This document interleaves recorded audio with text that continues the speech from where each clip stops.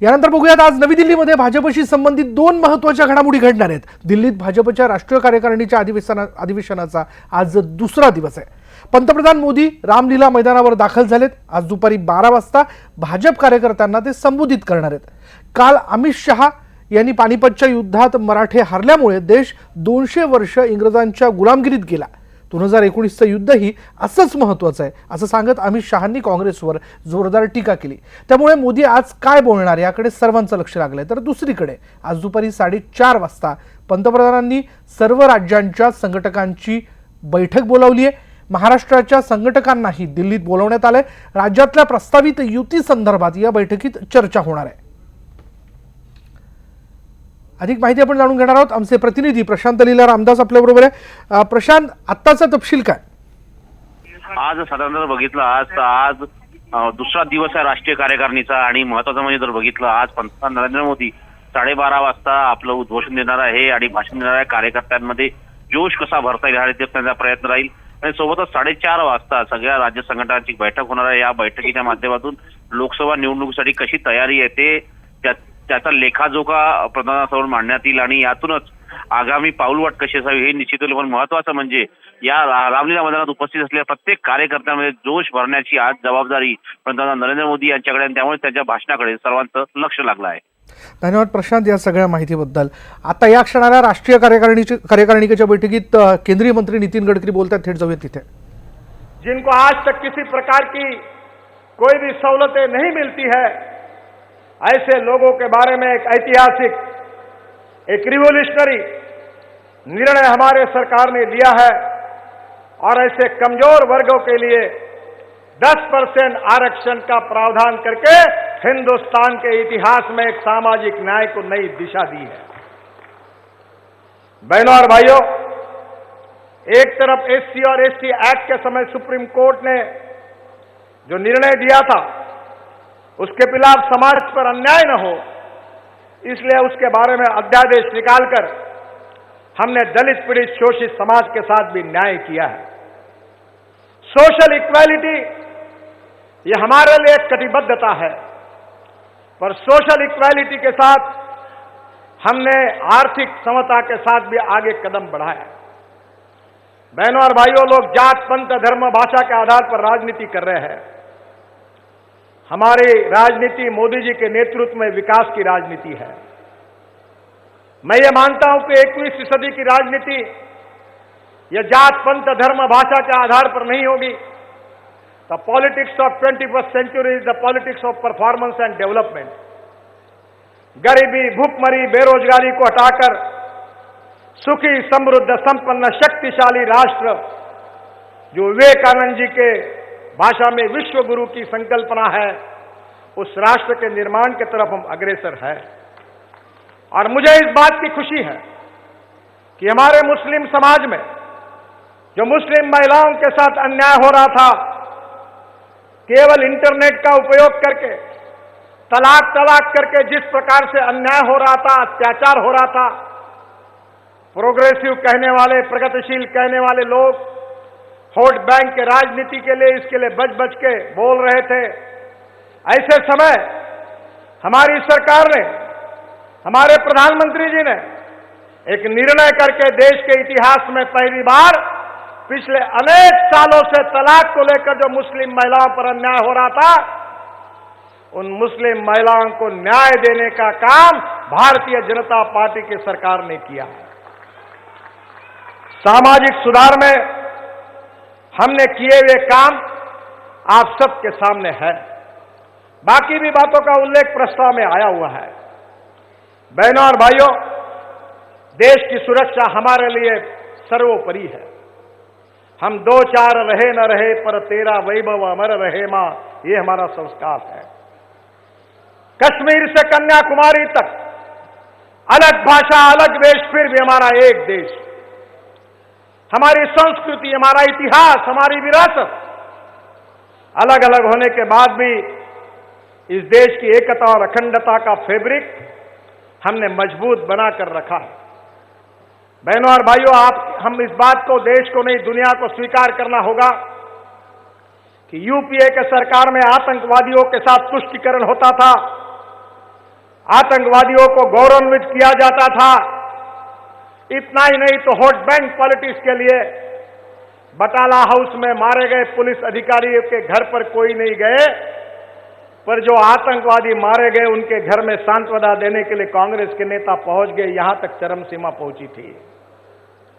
हमारे सरकार की सबसे बड़ी विशेषता है कि पाकिस्तान ने हमारे साथ जो प्रॉक्सी वॉर शुरू की है, कि 3 बार लड़ाई में हारने के बाद उनको इस बात का पता चल गया कि हम हिंदुस्तान को हरा नहीं सकते, इसलिए आतंकवाद को और आतंकवादियों को हिंदुस्तान में एक्सपोर्ट करो और हिंदुस्तान की कानून और व्यवस्था को समाप्त करो, हिंदुस्तान को धार्मिक सांप्रदायिकता के आधार पर दंगे फसाद करो और हिंदुस्तान को कानून व्यवस्था को बिगाड़कर हिंदुस्तान को अस्थिर बनाओ।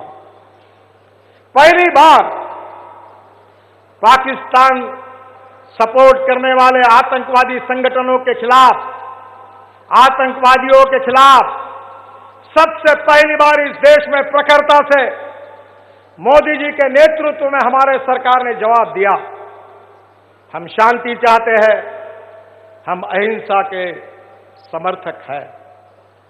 पर देश के इतिहास में यह लिखा गया है कि दुर्बल व्यक्ति ने शांति और अहिंसा पर कितनी भी बातें की तो कभी वो शांति और अहिंसा को प्रस्थापित नहीं कर सकता, और इसलिए सामर्थ्यवान व्यक्ति ही शांति और अहिंसा को प्रस्थापित कर सकता है। और इसलिए जो आतंकवाद का सहारा लेंगे, जो देश की अखंडता को तोड़ने की कोशिश करेंगे, जो निरपराध व्यक्तियों की हत्या करेंगे, जो बॉम्ब ब्लास्ट जैसे कार्रवाई करेंगे, ऐसे आतंकवादियों का जवाब ईंट का जवाब पत्थर से देंगे। इस बात को हमने जिक्र करके उसका अनुकरण करके दिखाया। कल अध्यक्ष जी ने अपने भाषण में बताया कितने आतंकवादियों को मारा गया। बहनों और भाइयों, इस देश के भूमि पर हम किसी प्रकार का भी आतंकवाद को सहन नहीं करेंगे। आतंकवाद और आतंकवादियों को हम कुचलेंगे। ये बात हमने हमारे प्रभावी कार्यों से सिद्ध करके दिखाई। जो माओवादी नक्सलवाद था, जिसके कारण भी बहुत गंभीर समस्याएं खड़ी हुई थी, अलगाववादी ताकतें नॉर्थ ईस्ट में हो, माओवादी ताकतें हमारे छत्तीसगढ़, महाराष्ट्र, आंध्र प्रदेश, तेलंगाना से लेकर अनेक जगह फैलाने की कोशिश हो रही थी। इन सब बातों पर हमने बड़े कठोरता से इसका सामना किया। और आज 4.5 साल के बाद हम ये बात विश्वास के साथ और अभिमान के साथ कह सकते हैं कि internal security and external security के बारे में जो कार्य हमारे सरकार ने किया है, जिसके कारण हमने आतंकवाद और माओवाद को काबू में लाने में हम यशस्वी हुए हैं। बहनों और भाइयों, नोटबंदी से भी आतंक और नक्सलवाद पर अंकुश लगा है। पिछले 4.5 साल में दिल्ली, मुंबई, बेंगलोर जैसे मेट्रो शहरों में दहशत फैलाने का कोई साहस नहीं हुआ है। मैं और एक महत्वपूर्ण बात बताना चाहूंगा। जो पंडित दीनदयाल उपाध्याय जी के सामाजिक आर्थिक चिंतन अंत्योदय से उभर कर आगे आई है, और मोदी जी ने जो इकोनॉमिक्स, जो आर्थिक कार्यक्रम जो हमको दिया हुआ है, वो इस देश के गांव, गरीब, मजदूर और किसान के कल्याण को करके गरीबी को मिटाने का एक मिशन हम सबको दिया है और हमने काम करके दिखाया है। मैं आपको याद दिलाना चाहता हूं कि जवाहरलाल नेहरू जी कहते थे हम गरीबी मिटाएंगे, फिर इंदिरा जी कहती थी हम गरीबी हटाएंगे। कभी 20 कलमी, कभी 40 कलमी, कभी 5 कलमी कार्यक्रमों की घोषणाएं हुई। फिर उसके बाद में राजीव गांधी आए, उन्होंने गरीबी हटाओ का नारा दिया। फिर सोनिया गांधी आई, उन्होंने भी गरीबी हटाओ का नारा दिया। गरीबी तो हटी नहीं, पर गरीब बर्बाद हो गए। हाँ, एक बात जरूर है, गरीबी अगर हटी तो कांग्रेस पार्टी के चेले चपाटे और चमचों की जरूर गरीबी हटी है। भ्रष्टाचार के आधार पर उनकी गरीबी हटी, पर गरीब गरीब होते गया। पर हमारी सबसे बड़ी विशेषता है, और मैं निश्चित रूप से इस बात का समर्थन करूंगा कि जो जो योजनाएं जिसका उल्लेख कल प्रस्ताव में किया था, चाहे बिजली पहुंचाने की योजना हो, चाहे गैस पहुंचाने की योजना हो, जो गांव गरीब मजदूर किसानों के लिए जो अनेक प्रकार की योजना है, उसका एक बार सोशो इकोनॉमिक इंपैक्ट क्या है, इसका अध्ययन सरकार कर रही है। और मैं विश्वास के साथ कह सकता हूं कि 4.5 साल में गैस पहुंचाने के बाद, बिजली पहुंचाने के बाद, सोशल हेल्थ इंश्योरेंस की आयुष्य योजना के बाद जो गरीबों के जीवन में बदलाव आया है, निश्चित रूप से अब गरीबी रेखा के ऊपर स्वाभिमान से जीने वाले लोगों की संख्या बढ़ रही है। सामाजिक परिवर्तन हो रहा है, आर्थिक परिवर्तन हो रहा है। केवल घोषणाएं नहीं हो रही है, तो देश के 60 करोड़ से ज्यादा गरीब लोगों को हमारे योजना से डायरेक्ट बेनिफिट मिला है। यह डायरेक्ट बेनिफिट मिलने से निश्चित रूप से गरीबी जो स्थिति थी वो बदलने में हम निश्चित रूप से कामयाब होंगे।